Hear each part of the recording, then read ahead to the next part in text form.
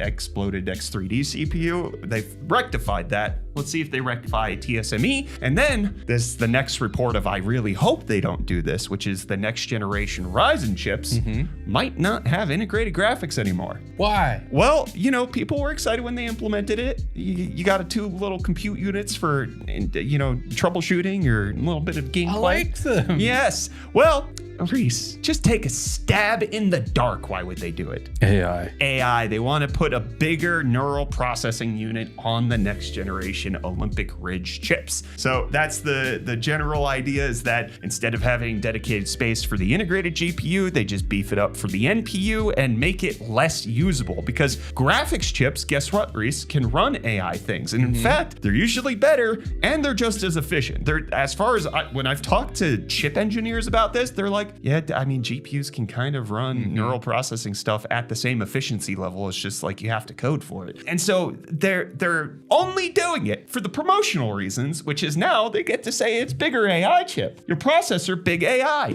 Even though anybody who's serious about AI likely will just buy a dedicated card. I hate this